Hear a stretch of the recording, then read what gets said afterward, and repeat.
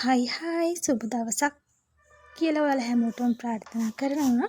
අන්න අදත් වෙනදා වගේම බඩගින්න මගේ channel එකෙන් ඔයාලට රසම රස රෙසිපියක් අරන් තමයි ආවේ. ඉතින් මුලින්ම මම කියනවා මගේ යාළුවෝ හැමෝටම බඩගින්න මගේ channel එක subscribe කරන්න කියලා ආදරෙන් ඉල්ලනවා. ඉතින් වෙනදා වගේම ඔන්න අදත් මම රසම රස රෙසිපියක් අරන් ආවා.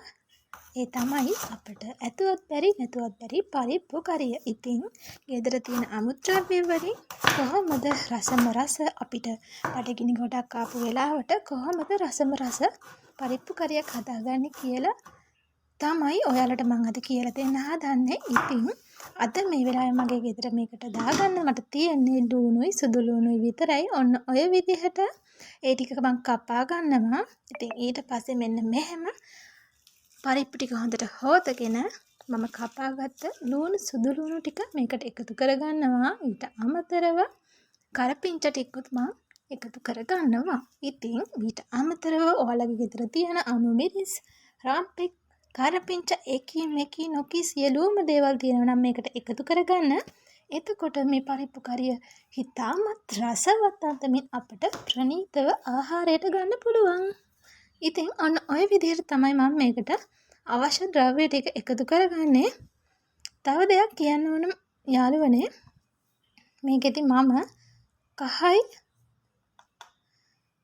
මිරිස් කුඩුයි ලුණුයි විතරයි එකතු කරගන්නේ. මොකද කියනවා නම් අපේ ඉස්සර අපේ ආච්චි අම්මලා එහෙම අපිට කියනවා පරිප්පු හදනකොට ඒ කියන්නේ තෙලේ කුඩු නැත්තම් 3-5 කුඩු එකතු කරගන්න නැහැ. මොකද මේකේ තියෙන රස හැංගෙනවා කියලා. ඉතින් අනිවාර්යෙන්ම මට කමෙන්ට් එකක් දාන්න යන්න. ඔයාලා පරිප්පු හදනකොට 3-5 කුඩු එහෙම නැත්තම් 3-5 කුඩු නැත්තම් තෙලේ කුඩු මේකට එකතු කරගන්නවද කියලා.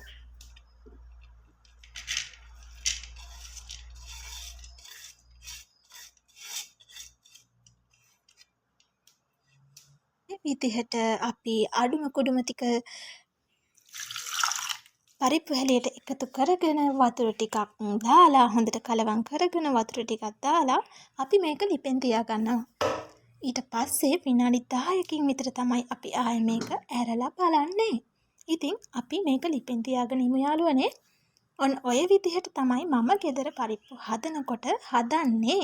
ඉතින් ඔයාලා මේකට වඩා වෙනස් ක්‍රමයකට පරිප්පු හදනවා නම් අනිවාර්යෙන් කමෙන්ට් එකක් දාන්න කියලා ආයෙත් නැවතත් ආදරෙන් ඉල්ලනවා.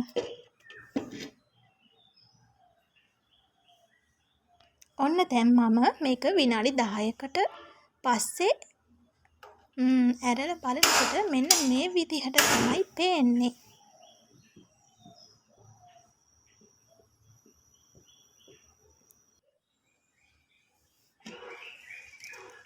දැන් ඔයාලට පේනවනේ යාළුවනේ, මෙන්න මේ විදිහට තමයි විනාඩි 10කින් පස්සේ මට පරිප්පු හැලියේ පරිප්පු ටික තැම්බිලා තියෙනවා පේන්නේ. ඉතින් ඊට පස්සේ තමයි අපි මේකට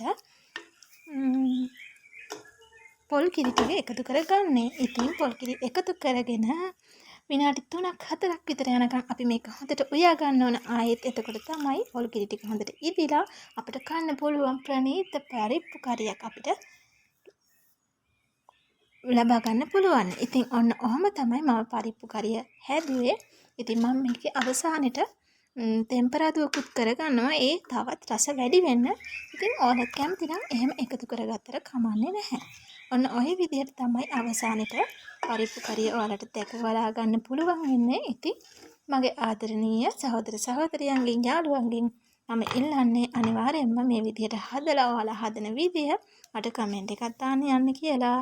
ඉතින් හැමෝටම බුදු සරණයි. ආදරෙන් ඉල්ලනවා මගේ channel එක subscribe කරන්න කියලා.